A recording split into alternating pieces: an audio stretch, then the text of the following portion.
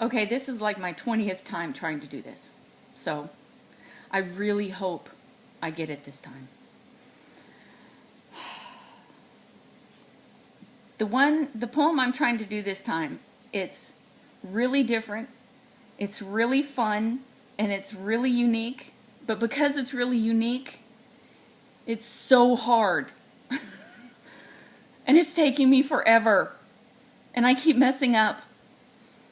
So I really hope I get it this time. Because I don't want to do it again. It's driving me crazy. Okay, focus. And I hope you like it. Imagine one of the first Dallas Cowboy cheerleaders had Snow White as a classmate. And all the cheerleaders got together and decided to discuss it. So this is what would happen. Mary-Jo-Allison-Jentry, former Texas Rope and Beauty Queen's version of events. Here we go. Girl, you mean to say you ain't heard about Snow White? Of course, where she got that holier-than-thou moniker, I can't say. But that's what she's known by. Probably some drug talk what God-fearing people wouldn't know about. Her mama died when Snow wasn't more'n a baby, and her daddy no better than he should have been, drinking and carrying on. Anywho, the Lord snatched hold of that man, and he passed out one Saturday, right on them big white steps of I Am the Way Holiness Gospel Church, out Farm to Market 1137. You know where it hits I-35 to Waco. We have a full potluck after meeting. You ought to come on by.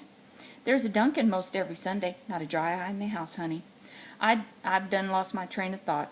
When her daddy come to on Sunday, he crawled on in and got smitten by the love of Jesus. 6 months later, he got hitched at the church to the secretary, Queenie, a dried-up little old thing. What I believe was more surprised to getting married than anyone. Not more than 2 years after that, he up and died. His liver just exploded. Queenie tried to raise that girl in a Christian environment, but neither rod nor starvation could get a civil tongue into her head. Day after her graduation, she packed a rucksack and took off up into the highway.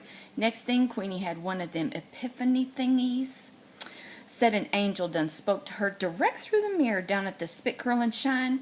None of the hairdressers saw a thing, but that's how the spirit works, don't you know. She followed that angel up to Dallas, where she found that gal living with 7 men. And not regular men, mind you. They's what you call lil men. Girl makes my skin crawl. That's all I'm saying about that. Queenie even took her up a big pot of chili and some of her famous cornbread and, oh, those apple fritters that she makes. She told me herself that the girl ate some, fell down, and had a season right there on the filthy tenement carpeting. And them little men, they didn't even call her an ambulance. Something about insurance. Of course, none of them kind of people ever have insurance. And that's why my taxes are higher than the cat's butt. Next thing, we heard all hell broke loose. Queenie went back up there, you know, to visit, try to tend to her, and some guy they all kept referring to as Charmin done showed up and convinced little Miss Whiter than Snow that she was the victim of some kind of child abuse. Have you ever heard of anything so outrageous? Snow up and killed Queenie, and a high-priced lawyer got her off on some rigged-up psychotic psycho charge thing, and something or other, I don't know. I don't know what this world's coming to anymore, but I can tell you what, we all better think twice and look over our shoulders whenever we bend our kids over and tear that butt up. You hear? I cannot believe I finished that. I hope y'all liked it. I don't have to do it again. Oh.